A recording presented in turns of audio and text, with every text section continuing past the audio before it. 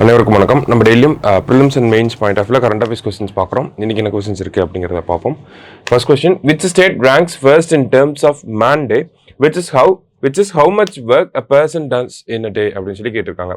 ஒரு நாளில் ஒருவர் எவ்வளவு வேலை செய்கிறார் என்ற உழைப்பு நாள் அளவில் முதலிடம் வகிக்கும் மாநிலம் எது அப்படின்னு சொல்லி கேட்டிருக்காங்க. இதை பொறுத்த வரைக்கும் பார்த்தோம்னா தமிழ்நாடு தான் அதிகமாக இருக்காங்க.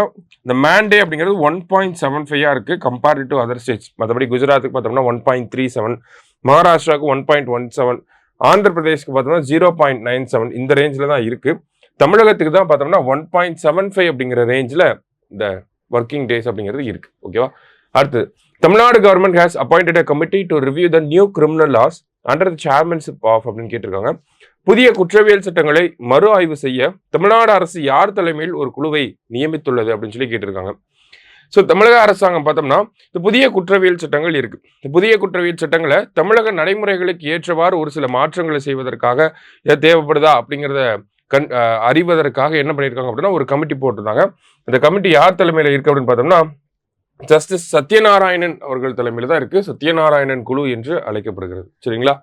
அடுத்ததா பார்த்தீங்கன்னா, which country will host the 28th conference of speakers and presiding officers of parliaments of commonwealth countries in 2026 அப்படின்னு சொல்லி கேட்டிருக்காங்க.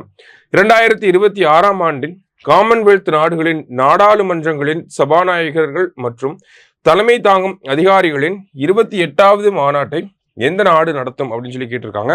ஸோ இது நம்மளுடைய லோக்சபா ஸ்பீக்கர் தலைமையில் இந்தியாவில் நடக்க போகுது. சரிங்களா? ஸோ 2026 இந்தியாவில் நடக்க போகுது. சரியா? அடுத்ததா பார்த்தீங்க அப்படின்னா, consider the following statements. Tamil Nadu ranks first in number of entrepreneurs in the state, ranks second in contribution to India's GDP around 9.19%. Tamil Nadu creates more employment through MSMEs அப்படின்னு சொல்லி கேட்டிருக்காங்க. தொழில் முனைவோர்களின் எண்ணிக்கையில் தமிழ்நாடு முதலிடத்தில் உள்ளது அப்படின்னு சொல்லி கொடுத்துருக்காங்க. இந்தியாவின் மொத்த உள்நாட்டு உற்பத்தியில தமிழ்நாடுடைய பங்களிப்பு பார்த்தோம்னா 9%. அது 2வது இடத்துல தமிழகத்தை வச்சிருக்கு. தமிழ்நாடோட எம்எஸ்எம்இகள் தான் அதிக வேலை வாய்ப்புகளை உருவாக்குதுன்னு தமிழக பொருளாதாரத்தை பத்தி ஒரு 3 வாக்கியங்கள் கொடுத்துருக்காங்க. 3மே சரிதான். ஸோ அனைத்தும் சரி அப்படிங்கிறதா சரியான விடை. கடைசியா பார்த்தீங்கன்னா,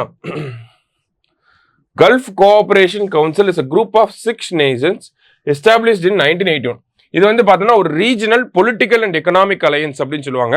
Bahrain, Kuwait, Oman, Qatar, Saudi Arabia மற்றும் யுஏஇ இந்த நாடுகள் தான் இதனுடைய உறுப்பு நாடுகளாக இருக்காங்க. கல்ஃப் கோஆபரேஷன் கவுன்சில் ஹெட்குவார்டர்ஸ் அங்கே இருக்கு. அப்படி செக்ரட்டரியேட் எங்கே இருக்கு அப்படின்னா அபுதாபி இன் யுஏஇ இங்கே தான் இருக்கு. சரிங்களா? ரெண்டுமே கரெக்டான ஸ்டேட்மெண்ட் தான். ஸோ இதோட ஒரு மீட்டிங் வந்து நமக்கு கொச்சியில் வந்து நடக்க போகுது. சரிங்களா? ஸோ அதனால தான் இதை நம்ம செய்தியில் பார்க்குறோம். ஸோ ரெண்டுமே கரெக்டான ஸ்டேட்மெண்ட், போத் கரெக்ட் அப்படிங்கிறது தான் கரெக்ட் ஆன்சர். சரியா? இன்னைக்கு 5 கொஸ்டின்ஸ் பார்த்துருக்கோம். தேங்க்யூ.